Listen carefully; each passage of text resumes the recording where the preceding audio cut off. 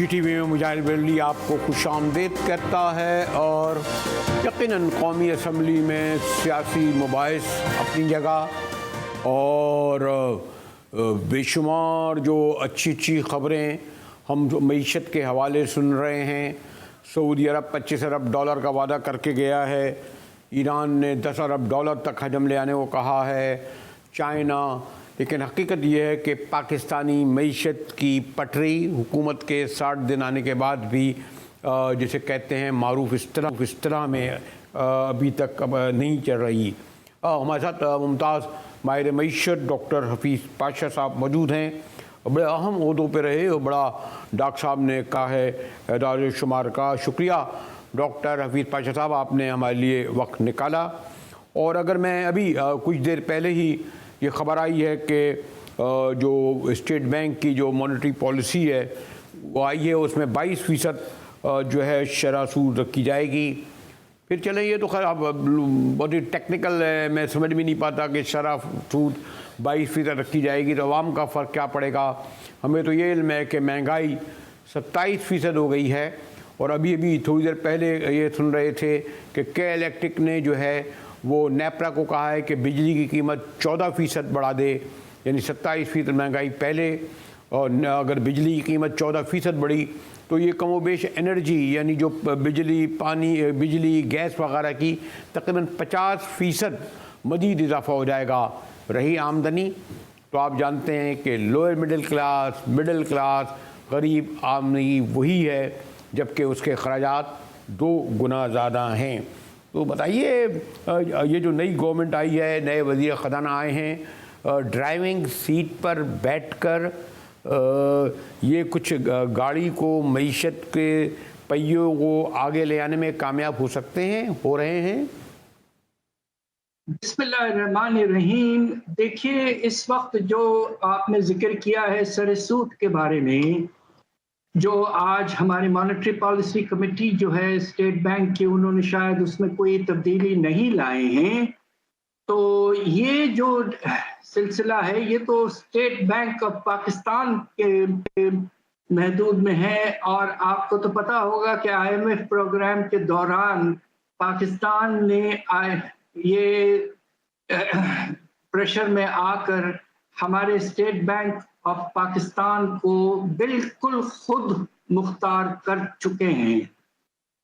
वो किसी मिनिस्ट्री या किसी गवर्नमेंट के इदारे से उनका ताल्लुक नहीं है, वो सेंट्रल बैंक हैं और बिल्कुल जिसे कहते हैं इंडिपेंडेंट हो चुके हैं। ठीक। तो लिहाजा इसमें फाइनेंस मिनिस्टर का कोई रोल नहीं है। फाइनेंस मिनिस्टर का रोल उस वक्त आएगा जब अगला IMF प्रोग्राम के बारे में बातचीत शुरू होगी, मेरे ख्याल से मई के महीने के दौरान। और उसमें ये देखना है कि हमारे नए फाइनेंस मिनिस्टर साहब और उनकी जो टीम है वो किस तरह से एक नए प्रोग्राम को पाकिस्तान में लाने में कामयाब होते हैं, किस तरह के रिफॉर्म्स में एग्रीमेंट होती है और किस हद तक कामयाबी के उसके नतीजे में इम्कानात पैदा होते हैं। लेकिन तो डॉक्टर साहब, उनका जो परफॉर्मेंस है वो आने वाले दिनों में ज़्यादा नजर आएगा। डॉक्टर साहब, ये जो आप वो जुमला मुहावरा बन गया था कि जब हमारे प्राइम मिनिस्टर शहबाज शरीफ ने पब्लिकली कहा कि IMF ने हमसे तकरीबन $3 बिलियन के लिए नाक रगड़वाई है और वो भी किस्तों में $1 बिलियन मिली। तो क्या ये जो नई गवर्नमेंट आई है, अभी गालिबन 8-9 दिन हमारे फाइनेंस मिनिस्टर जो है वाशिंगटन में बैठे रहे, तो क्या ये जो नाक रगड़वाने का मुहावरा ख़ुद हमारे प्राइम मिनिस्टर ने इस तरह उनकी जो मैंने कहा कि मुहावरा बनी, और क्या इसमें कमी आएगी? यानी नाक रगड़वाने की बजाय क्या हम हाथ फैलाकर जैसे कि कशकोल लेकर जाते हैं, कम से कम इतनी तो हमारी बाइज़्ज़त तरीके से दी जाए ना कि हाथ फैलाएं और हमारे पास IMF दे दे, या नहीं वैसे ही काम चलेगा नाक रगड़वाने का? IMF के वो हुक्म देंगे कि मैं फ़ला चीज़ की कीमत इतनी रखो, बिजली इतनी रखो, गैस इतनी रखो और टैक्सेस इस तरह रखो। डॉक्टर साहब, देखिए, पाकिस्तान के हालात को देखते हुए ये आपने को तो अंदाज़ा होगा कि 2019 से 2022 तक एक 3 साल का IMF प्रोग्राम था जो पीटीआई की हुकूमत ने उस वक्त उसको अफसोस की बात है कि ठीक से मुकम्मल नहीं किया था। और उसके बाद में अलबत्ता ये जो स्टैंड बाय फैसिलिटी आया है जुलाई पिछले साल से, उसमें कुछ कामयाबी ज़रूर नज़र आई है। और अब ये देखना है कि आने वाला 3 साल का जो प्रोग्राम होगा, वो मैं आपको ये बताता चलूँ कि मैंने काफ़ी IMF के साथ काफ़ी साल पहले नेगोशिएशंस किए हैं पाकिस्तान के लिए, और मुझे अंदाज़ा है कि इस वक्त IMF जो है अगले प्रोग्राम में सख्ती ज़्यादा लाएगा, हाँ। सख्ती बढ़ेगी, इसलिए कि पाकिस्तान मुसलसल तीसरे प्रोग्राम में जा रहा है। और इसके माने ये है कि हमारे जो रिफॉर्म्स या इक़दामात जो हमने लिए हैं, वो अभी तक उनका कोई अच्छा असर नज़र नहीं आ रहा है। लिहाजा हमें अब तीसरे प्रोग्राम में बहुत मेहनत करनी पड़ेगी, बहुत सख्त रिफॉर्म्स लाने पड़ेंगे, और इसमें मुख्तलिफ तरह की सख्तियाँ होने के बहुत बड़े इम्कानात मौजूद हैं। तो डॉक्टर साहब, IMF अगर सख्ती लाएगा और हम नए इक़दाम उठाएंगे तो क्या करेंगे? हम तो आवाम को मुंतकिल कर देंगे ना। अगर उन्होंने हमें टैक्स का GDP कहा कि 9% की जगह तुम 7% या 11% या कुछ लाओ, तो टैक्स हम पर बढ़ जाएंगे जैसा कि हो रहा है। अब तो आप कहते हैं कि वो 40 लाख दुकानदार, और वो दुकानदार भी कौन है? सड़कों पे बैठे हैं, ठेले लगाए हुए हैं, ठिये लगाए हुए हैं। खैर उसके लिए भी हुक्म आ गया है कि तजावुज़ात हटा दें। अगर 40 लाख का मतलब है 40 लाख ख़ानदान, इनसे आप कहते हैं जी टैक्स लो। कितना टैक्स देंगे? मैं तो कहता हूँ पूरे 40 लाख मिलकर एक का कोई नाम ले दूँ, ये जो बैठे हुए थे हमारे प्राइम मिनिस्टर के साथ गवर्नर हाउस में, एक सनतकार अगर टैक्स अपना पूरा दे दे तो ये 40 लाख दुकानदारों से ना ले। आप तो हम मोटरसाइकिल वालों से लेते हैं। पेट्रोल हम डालने जाते थे पहले 300 रुपये में, अब हम डालते हैं 500 रुपये का। हम जो बाजार में पहले सौदा लेने जाते थे 200 रुपये का, लेते हैं 400 रुपये का। तो वो मुंतकिल हमें कर देंगे, बिजली पर, पानी पर, गैस पर, आटे पर, घी पर। गवर्नमेंट का क्या है डॉक्टर साहब?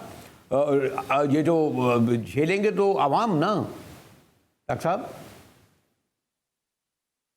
जी बिल्कुल, आप ठीक कह रहे हैं, मगर अलबत्ता इस मर्तबा आपको तो अंदाज़ा होगा कि IMF के मैनेजिंग डायरेक्टर ने वाज़े तौर पर हमारे प्राइम मिनिस्टर को कह चुकी हैं पिछले मर्तबा कि अब वक्त आ गया है कि पाकिस्तान अपने जो अशरफिया हैं, जो अमीर तबका है, उनकी पूरे सलीके से उनकी टैक्सेशन करे, और जो रेवेन्यूज़ हासिल होते हैं उसमें से एक हिस्सा आवाम को रिलीफ के तौर पर प्रोवाइड करे। ये पहली दफ़ा मैंने IMF को सुना है ये कहते हुए, और ये बहुत ही वेलकम स्टेटमेंट है। अब ये देखना है कि क्या वाकई इस आने वाले बजट में हमारी फेडरल हुकूमत और हमारी सूबाई हुकूमतें जो हैं, क्या वो वाकई अच्छे सख्त टैक्स रिफॉर्म्स लाते हैं जिससे टैक्स के रेवेन्यूज़ में अशरफिया के तबके से रेवेन्यूज हासिल होंगे और इनडायरेक्ट टैक्सेस में कोई इजाफा नहीं होना चाहिए। चलें, वो इनडायरेक्ट हो या डायरेक्ट हो, वो तो पेट तो आवामी का फड़ा जाएगा। डॉक्टर साहब, ज़रा ये भी बताइए कि जो पिछले 1 महीने में सऊदी वज़ीर ख़ारजा आए, उन्हें हमें याद दिलाया कि जनाब 25 अरब डॉलर लेके आ रहे हैं, और ये बात वो उन्होंने 3 साल पहले भी 25 अरब डॉलर की कही थी। वो क्या हुआ उन 25 अरब डॉलर का? अभी ये IMF वगैरह तो चाइनाज़ वगैरह तो आते रहते हैं। ईरानी सदर के दौर के आए, खैर मैं उसकी तफसील में नहीं जाऊँगा कि उनसे किस तरह कूल मुजाहरा किया गया, और उन्होंने कहा कि तिजारती हजम हम 10 अरब डॉलर बताएंगे। जहाँ तक मेरी ये जो एदाद शुमार कह रहे हैं डॉक्टर साहब, इस वक्त हमारी जो दरामदाद हैं ईरान से मुश्किल से ग़ालिबन 2 करोड़ 80 लाख डॉलर होंगी, यानी 0.2 या 3 इस तरह की कुछ होंगी जो ना होने के बराबर हैं। ये किस तरह करेंगे, और वो किस तरह करें? क्योंकि आपने जब जो गैस लाइन पाइपलाइन थी, सवाल तवील हो रहा है डॉक्टर साहब कि ईरान तो की पार्लियामेंट पूछती है कि आपने 1.2 बिलियन डॉलर जो ताफ्तान से गवादा तक पाइपलाइन बनाई, हमने तो अपना काम कर लिया, आप 900 किलोमीटर क्यों नहीं पूरा करते? यानी अमेरिकन दबाव है। अमेरिकन कहते हैं जी आप ये गाइडलाइन नहीं बना सकते, उस वक्त भी उन्होंने कहा था। और फिर ईरान जैसा दोस्त मुल्क वो कहता है कि जनाब फिर हम मजबूर होंगे कि फिर $18 बिलियन आपसे जुर्माने के तौर पर वसूल करें। कहाँ से देंगे $18 बिलियन? आप तो $3 अरब नहीं दे पा रहे IMF से। तो आपके तो मसाइल ही मसाइल हैं डॉक्टर साहब। और फिर वो आ गए आज ही गालिबन अमेरिका के एक निचले दर्जे के अहलकार पहुँचे हैं ये यकीन दहानी कराने के लिए कि हमने कोई अंडर हैंड डीलिंग तो नहीं करी है ईरान से। देखिए, आप शायद आपका एक असेसमेंट है, इसमें सवाल मौजूद नहीं है, तो लिहाजा मैं सिर्फ ये कहना चाहूँगा कि देखिए, पाकिस्तान के पास ऑप्शंस कम होते जा रहे थे और उसकी सबसे बड़ी वजह यह है कि आपका जो कर्जों का बोझ है इंटरनेशनल एक्सटर्नल लोन्स का, वो इस हद तक बढ़ चुका है कि आपको तो अंदाज़ा होगा कि सालाना पाकिस्तान को 20 से 22 अरब डॉलर चाहिए ताकि हम अपने एक्सटर्नल जो ट्रेड का जो खसारा है, जो हमें डेट रीपेमेंट्स वगैरह करने हैं, वो हम करते रहें। ये इतना बड़ा अमाउंट है कि इस वक्त हमारे पास रियली कोई नेगोशिएटिंग पोजीशन नहीं है। मगर आप एक चीज़ भूल रहे हैं, और अगर आप इजाज़त दें तो मैं आपको इसका थोड़ा सा, अगर इजाज़त दें तो याद दिला दूं। जी जी। आप भूल रहे हैं कि हमारे पास पाकिस्तान में एक नया इदारा खड़ा हुआ है जिसका नाम है SIFC। जी। ये इदारा जो है ये इसलिए कायम हुआ है पिछले साल कि ये बाहर से फॉरेन इन्वेस्टमेंट को मोबिलाइज करेगा, फैसिलिटेट करेगा, और इसके नतीजे में माशाल्लाह जो टारगेट है कि $70 अरब 3 साल में आ जाएंगे। तो अब मार्केट टेस्ट है कि वाकई क्या SIFC कामयाब होती है। कुछ इशारे तो पॉजिटिव नजर आ रहे हैं, बट क्या हम $70 अरब अगर अगले 3 साल में हासिल कर लेते हैं तो अल्लाह के फजल से जो हम पर बोझ है वो काफी हद तक कम हो जाएगा। डॉक्टर साहब, मैं तो एतराफ़ करता हूँ एक सहाफ़त के और मईशत के तो बिल्कुल ही नहीं, तालिब इल्म की हैसियत से कि ये जो आप जो बता रहे हैं SIFC, और अगर मैं गलत नहीं हूँ तो ये गालिबन इसमें फ़ौज का सिक्योरिटी के इदारे भी शामिल हैं, हमारे इकनॉमिक मैनेजर भी शामिल हैं। उन्होंने SIFC बनाई है $70 अरब 3 साल में, यानी $25 अरब तकरीबन साल के। इसे ख्वाब लगता है डॉक्टर साहब। मैं अभी एक देख रहा था जनाब, ये जो हमारे कराची यूनिवर्सिटी में एक रोड बन रही थी, एशियन डेवलपमेंट बैंक से हमने 79 अरब रुपए लिए, 1.5 साल से वहाँ काम बंद है। अब कहते हैं जी 110 अरब रुपये में बनेगी। कौन सी ऐसी चीज़ है? क्या ये वर्ल्ड बैंक, IMF, बाहर देने वाले इदारों को नहीं पता कि हम किस तरीके से एदाद शुमार का कर रहे हैं और अशराफिया हमारी खा रही है? आप कह रहे हैं कि 70 अरब डॉलर जो हैं वो 3 साल में आ जाएंगे। कहाँ से आएंगे? कौन देगा? हिसाब किताब भी लेगा। जब ईरान भी पूछ रहा है ना कि जब हम पैसे दे रहे हैं तो हमें बताओ ना, काम क्यों नहीं कर रहे, यही IMF हमसे पूछ रहा है। तो मैं तो कहूँ सॉरी टू से, आप SIFC को एक मोतबर इदारा मुख्तदर हलकों के सबब बनाने कर हमें ये उम्मीद दिला रहे हैं कि ये पैसा आ जाएगा तो बेहतर आएगी। सॉरी टू से डॉक्टर साहब, मुझे तो शायद यकीन नहीं आ रहा। बस जी, उनकी प्लानिंग ये है, मेहनत भी हो रही है इस लिहाज से। अब देखिए, सऊदी अरेबिया से काफ़ी इंटेंसिव कॉन्टैक्ट्स हुए हैं पिछले कुछ दिनों में। अब ये देखना है कि किस हद तक आप सऊदी अरेबिया के साथ इन्वेस्टमेंट, मुख्तलिफ फैसिलिटीज़ वगैरह पे इम्प्लीमेंटेशन शुरू हो जाता है। ऑलरेडी सऊदी अरेबिया ने आपको मुनासिब डिपॉजिट्स दिए हुए हैं, तो ये देखना है कि आने वाले दिनों में SIFC क्या क्या हासिल कर पाती है और उसके नतीजे में पाकिस्तान किस हद तक, कुछ हद तक मुस्तहकम हो सकता है या नहीं। चले आप एक तो डॉक्टर साहब सॉरी टू से आप बाला मईशत पे एक अथॉरिटी रखते हैं, मैं तो एक तालिबाना सवाल करके आपसे गाइडलाइन लेता हूं ताकि लोगों तक पहुंचाएं कि आप माशाल्लाह पूरा उबूर रखते हैं। चलें आखिर में मुझे हमें ये बता दें, बल्कि जब आप कहेंगे तो यकीन वो हुकूमत तक बात जाएगी। क्या करें फौरी तौर पर आपके नए इक़्तिसादी मैनेजर, फाइनेंस मिनिस्टर कि हम जैसे लोगों की, हम मतलब ये आवाम की किस्मत में तब्दीली आए। ये जो सड़कों पे चलने वाले, फुटपाथों पे चलने वाले, मोटरसाइकिलों वाले, बसों में सफ़र करने वाले, उनकी ज़िंदगी में कोई तब्दीली आए जब हम दूर दराज दही इलाकों में अपने घरों में चूल्हे जलाते हैं। सबसे पहले अशरफिया पे जो टैक्स आपने बेशुमार मराद दिए हुए हैं वो खत्म करने का वक्त आ गया है। 2,500 अरब के मराद आपने दिए हुए हैं, फौरन से फौरन उन्हें कम करना है, हटाना है, और उससे रेवेन्यूज जो हासिल होते हैं उससे कुछ रिलीफ में इजाफा करें गरीब आवाम के लिए, इसलिए कि इस वक्त गुर्बत का पैमाना बहुत बढ़ चुका है पाकिस्तान में। दूसरी तरफ जो खर्चे हैं आपके, हर तरह के खर्चे, वो आपको कम करना, जल्द से जल्द करना पड़ेगा। बेशुमार ministries, divisions, autonomous bodies, attach departments खड़ा कर दिए हैं आपने सौओं के नंबर से। उन सबको आपको, जिसे कहते हैं जीरो बेस बजटिंग करनी पड़ेगी और बेशुमार को आपको क्लोज करना पड़ेगा।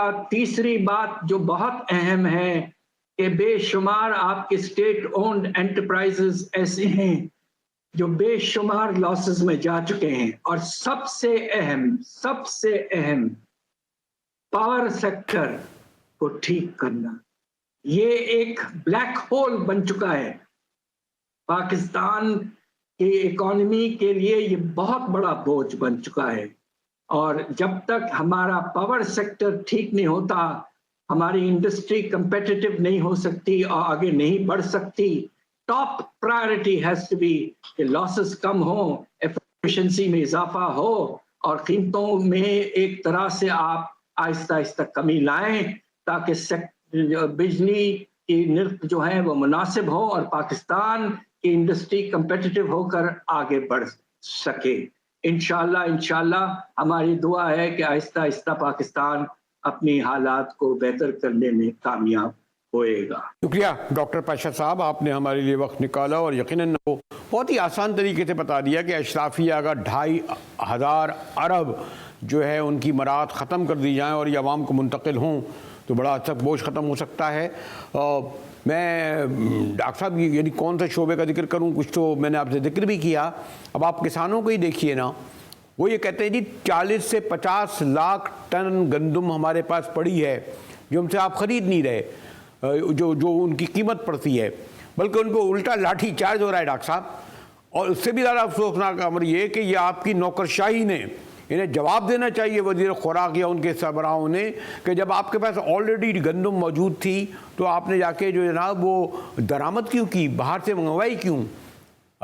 साफ इसमें खुला करप्शन क्या नज़र नहीं आता हुकूमत को। इस पर गुफ्तगू करेंगे एक ब्रेक के बाद। और हाँ जनाब बड़ा ज़ोरदार लाठी चार्ज हुआ है इस अवामी हुकूमत ने, पंजाब की यानी वज़ीर दाखिला मोहसिन नकवी साहब की और हमारी मरियम बीबी की हुकूमत ने, पंजाब की हुकूमत ने लाहौर के चौक पर बेचारे किसानों को जो अपने गंदम बेचने आए थे। हमारे साथ रहिएगा, मिलते हैं ब्रेक के बाद।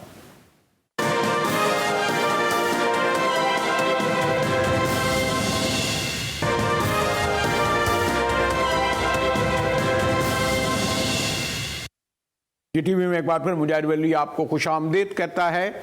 और वो किसान जो कहते हैं जी हमसे 30 से 40 लाख टन गंदम जो हमारी है वो ख़रीदें, आज जब वो लाहौर में सड़कों पर आए तो उनकी तवाज़ो ख़रीदने से क्या लाठियों से और डंडों से की गई। दिखाइए तो ज़रा सा, मैं तो ज़रा पूरी स्क्रीन पर पुलिस वालों की मखसूस ज़बान और बेचारे हमारे पुअर किसानों की चीखों पुकार के साथ ज़रा दिखाइए कि शरीफों की हुकूमत ने और एक खातून की हुकूमत, जब चाहते हैं खातून की हुकूमत कर देते हैं, जब चाहते हैं कहते हैं कुछ कहो तो फिर कहते हैं जी देखिए खातून होते हुए कहते हैं।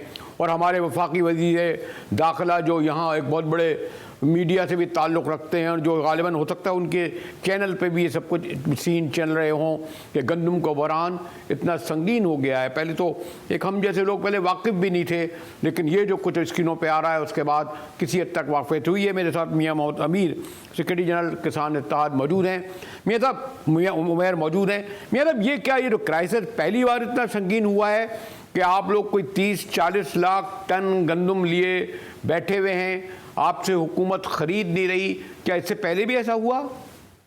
जी बिस्मिल्लाहिर्रहमानिर्रहीम सर, इससे पहले ऐसा कभी नहीं हुआ, क्योंकि इस दफ़ा इन्होंने बाहर से जो इंपोर्ट की है इतनी ज़्यादा गंदम, तो हमारा सिर्फ मुतालबा ये है कि आपने जो रेट अनाउंस किया है, आप पिछले सालों में हमसे ज़बरदस्ती गंदम लेते रहे, आपने पुलिस इंतज़ामिया के ज़रिए हमारे घरों से गंदम निकलवा ली।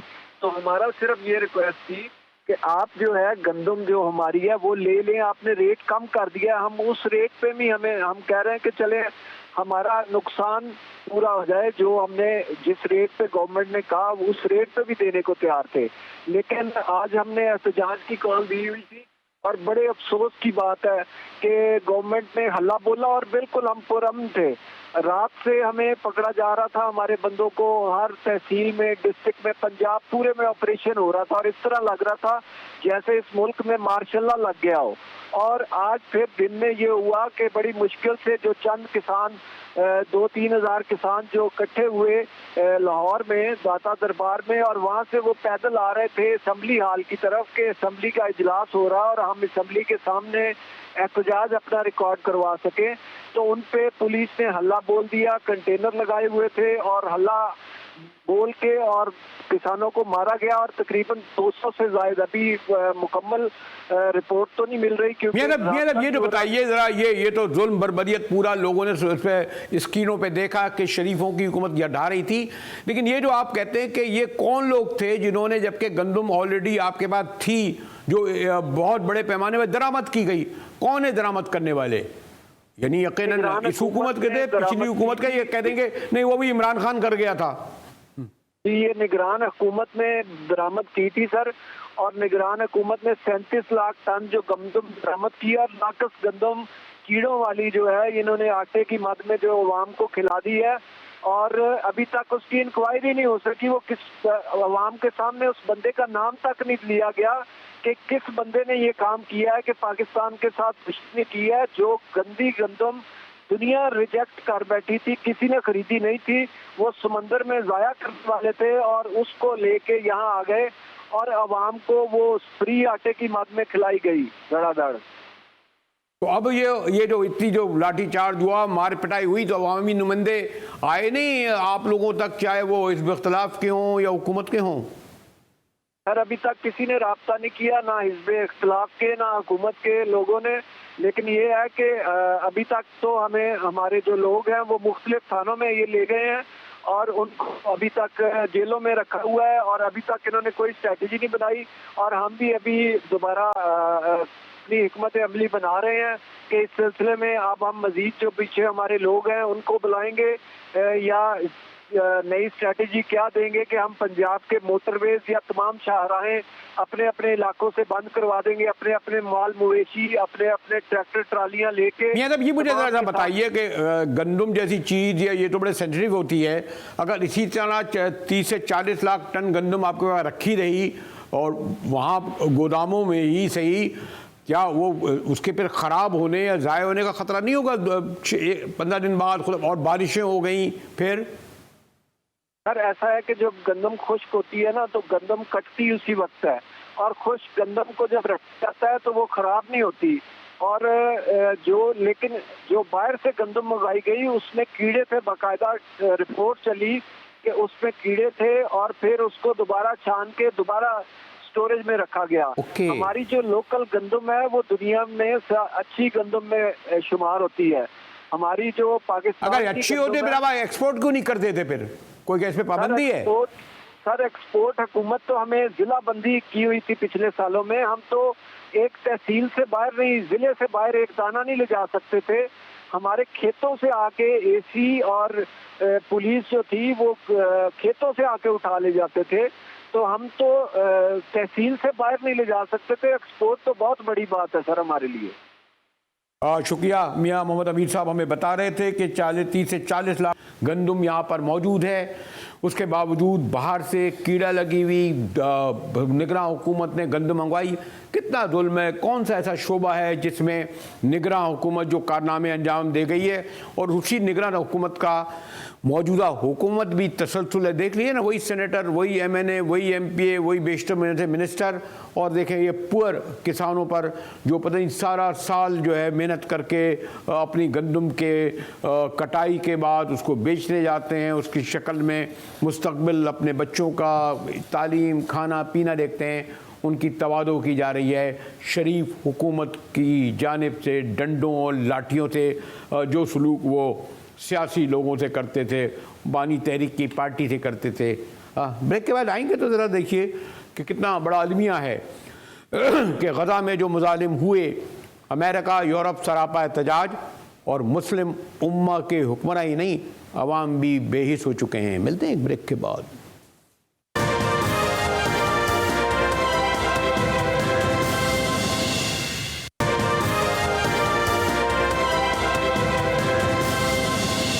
मनाजिर आपने देखे और एक बार आप फिर इस मनाजिर को देखें कि ये अमेरिका के शहरों यानी न्यूयॉर्क, वाशिंगटन और ख़ास तौर पर वहाँ की तमाम बड़ी बड़ी यूनिवर्सिटियों तक फैल गए हैं।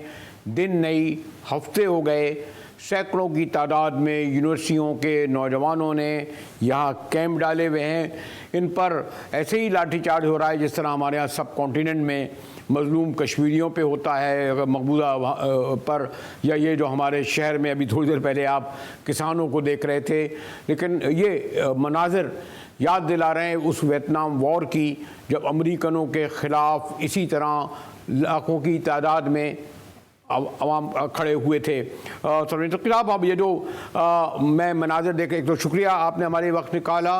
ये जो मनाजिर देख रहा हूँ मैं अमेरिकी यूनिवर्सिटियों में, एक तो अफसोस ये होता है कि जो हमारी उम्मत मुस्लिमा है वहाँ के हुक्मरान भी खामोश है, अवाम भी बेहिस। तो ये तो वियतनाम वॉर की याद दिला रहे हैं इस वक्त जो अमेरिकी यूनिवर्सिटियों के नौजवान कर रहे हैं। नकवी साहब बिल्कुल दुरुस्त कहा आपने। मैं खुद यही सोच रहा था कि ये वियतनाम के वॉर के ज़माने की याद आ रही है, और यूनिवर्सिटीज में एक लहर दौड़ गई थी और प्रोटेस्ट की मूवमेंट इतनी जबरदस्त एहतजाज की एक वो एक मुहिम चल गई थी कि वो बस उसकी वजह से अमेरिका को नहीं, मैं इसलिए कह रहा था कि नकवी साहब कि हम लोग पाकिस्तान के लोग तो खैर आदि हैं, सब कॉन्टिनेंट के लोग पुलिस के साथ ये हो, लेकिन अमेरिका जो बड़ा डेमोक्रेसी का, ह्यूमन राइट्स का हम लोगों को सबक देता है, तो अगर ये बेचारे यंग लड़के खड़े हुए मुजाहरे कर भी रहे हैं, जलसे भी कर रहे हैं, तो उनके साथ जो सलूक हो रहा है तो इनका ये डबल स्टैंडर्ड ही हुआ ना। या बिल्कुल। और मगर देखिए बात यह है कि अमेरिका में बावजूद उसके सारे खराबियों के, वहाँ पे पब्लिक ओपिनियन का प्रेशर जो है वो जब बिल्डअप होता है तो हुकूमत पे बड़ा दबाव पड़ता है और बाद में उनको पॉलिसी तब्दील करनी पड़ती है। तो ये जो इजराइल की एक बगैर किसी भी जवाब के जो जिस तरह से हिमायत हुकूमतें करती हैं, वो उस चीज पे नजरसानी करनी पड़ेगी और देखना पड़ेगा कि जब एक मुसलसल बमबारी गजा के फलस्तीनी अवाम के ऊपर हो रही है और वो रुकने का नाम नहीं ले रही, तो उसको अमेरिकन हुकूमत कैसे इजराइल की हिमायत कर सकता है और कैसे उसको असला फराहम कर सकता है। कंक्लूडिंग वर्ड पूछूं आपसे, आपका कहना यह है कि शायद ये पीछे हटे तो क्या पीछे हटेंगे? इसराइल ने जो कुछ भी किया वो तो वाशिंगटन की बैक से ही किया है ना, खुद तो उनकी ऐसी ताकत नहीं है, और अभी भी वैसे ही आपने देखा कि उनके रोज खबरें आ रही हैं। जी आप दुरुस्त कह रहे हैं, वो सही है, लेकिन उसके अलावा नेतान्याहू बड़ा खुदसर एक प्राइम मिनिस्टर है जो कि अमेरिका के दबाव के बावजूद वो लगा हुआ है, ठाने हुआ है कि हमास को तबाह करना है। This is chasing the proverbial Eldorado और सम मिथिकल परसूट। इसका कोई समझ में नहीं आता है, इसका कोई ना हल निकल सकता है ना कोई नतीजा निकल सकता है। फलस्तीनी अवाम सफर कर रही है, परेशान है, तशद्दुद है उसके ऊपर, मर्द औरतें बच्चे सब उसके जद में है बमबारी के। तो ये चीज तो रुकनी चाहिए। और अमेरिका अगर हिमायत उस तरह न करे जैसे कर रहा है तो हो सकता है कि उससे नेतन्याहू को भी एहसास हो। और देखिए आइजनहावर ने इजराइल पे सख्ती की थी, ट्रूमैन ने सख्ती की थी। ये तारीख में ऐसे मौके हुए हैं जबकि इजराइल को उन्होंने इजिप्ट पे जब वो सुएज कनाल का किस्सा था, सुएज कनाल में इजराइल को उन्होंने आगे बढ़ने नहीं दिया था। तो अगर वो चाहें तो कर सकते हैं, मैं ये नहीं कह रहा कि करेंगे मतलब वो अभी तो सूरत हाल देखनी है कैसे होती है, मगर ये बड़ा अलमिया है, बड़ी ज्यादती है इस तरह जो इजराइल की बमबारी चल रही है। जी शुक्रिया मुजाहिद बरेलवी को जी टीवी से इजाज़त दीजिए।